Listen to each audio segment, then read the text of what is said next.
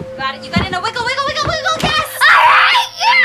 妈妈用地毯将孩子裹起来，让他在里面装死，希望能骗过变态父亲，这样他就会把孩子带出去买了，途中让他找机会逃掉。孩子很生气，他不理解妈妈的用意，但妈妈还是耐心的一遍遍教他逃生的方法。懂事的男孩开始愿意配合母亲，而在这之前，母子俩已经被囚禁在这间不足10平米的小屋7年了。如今男孩也已经5岁，母爱的本能让他一直没有告诉男孩那肮脏的真相。他给孩子打造了一个幸福的童话世界，每天陪孩子一起锻炼身体，教他学习认字。男孩单纯快乐，他以为这个房间就是整个世界，而窗外就是外太空。他的头发像女孩子一样长，不是妈妈把他当女孩养，而是变态男为了防止女人逃跑，不允许房间里有任何锋利的物品。很多年前，女人用马桶水箱盖袭击过他，后来水箱盖都被他扔掉了。每次晚上门铃响起，变态男会给他们带吃的和用的，然后发泄他的欲望。每次他来，妈妈都会把男孩关进衣柜里，不让他看外面发生的一切，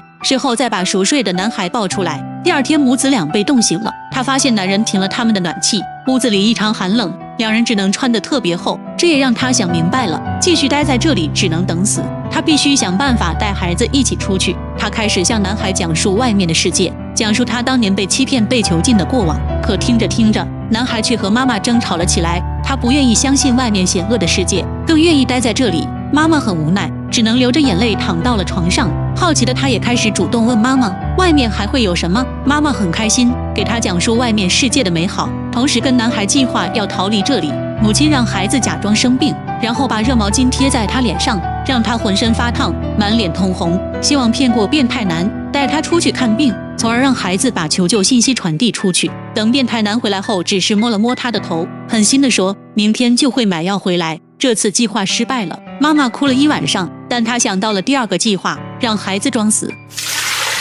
妈妈把用开水刚刚浸泡的毛巾贴在了男孩的脸上，孩子的脸被烫得通红。父亲进来只是摸了一下男孩额头，然后说明天会买药回来。不管女人怎么请求，变态男还是锁门离开了。这次计划失败，妈妈想到了第二个计划，让孩子装死。她将地毯把男孩裹起，让他像尸体一样紧绷身体，不要发出声音。孩子很生气，他不理解妈妈的用意，但妈妈保持耐心，一遍遍教孩子怎么滚出地毯，怎么跳下车向路人求救。懂事的孩子最终还是答应配合妈妈。突然门铃响了，男孩深吸一口气，妈妈迅速把孩子滚进地毯里。等变态男进来，看到地上正在痛哭的女人，他已经知道发生了什么。他想看孩子最后一眼，可女人一把拍开他的手。变态男表示要带出去埋掉，女人告诉他要把孩子埋在有树的地方，因为他从来都没有见过树林。于是抱起了男孩出去了。妈妈最后看了一眼，接下来的一切就要靠男孩了。他把男孩丢到了车上，随着启动声和一阵颠簸，车子离开了这栋房子。在车上，男孩想到了妈妈的话，把地毯打开了。刹那间，巨大的天空倒映在男孩眼里，他惊呆了。原来妈妈说的都是真的，外面的世界真的是如此的广阔。就在车子急转弯时，男孩被发现了，他赶紧跳下车，努力地往前跑着，撞到了一位遛狗的路人。路人本想扶起孩子，可男孩却无力地被变态男拖走了，就连妈妈给他的纸条也被他拿走。路人觉得不对，大喊放下孩子，不然自己要报警了。变态男慌了，立马扔下了孩子，独自开车跑了。男孩蜷缩在地上，不敢说话也不敢动。下雨了，好心的路人给他盖上毯子，还一直等到警察到来。一个漂亮的女警察把他抱上了车，开始询问情况，可男孩并没有回答，直到问到了妈妈，男孩终于有了反应，但是他忘记妈妈的名字了，只记得房间上有一个天窗。根据男孩描述的这些信息，警官在附近的区域大致范围内搜索，带着孩子找了整整一夜，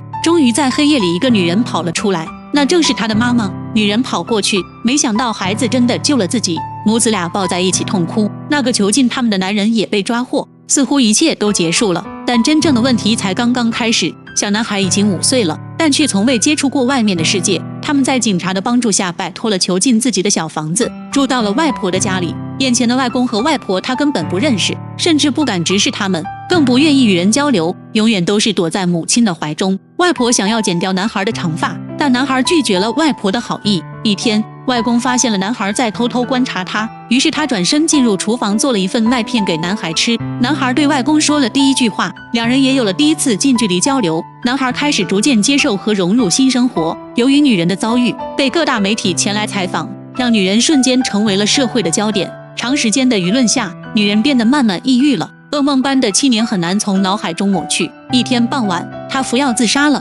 看到妈妈被抬到了担架上，幼小的心灵再次遭到打击。幸运的是，她的母亲被抢救了回来。经历过这次事件，媒体也再也没有找上门。这天，男孩找到外婆，想要剪掉自己的长发送给妈妈。他想把自己的这份自信来源传递给妈妈，让妈妈也变得强大。外婆帮他剪掉了长发。男孩对外婆说了一句 Love you, Grandma。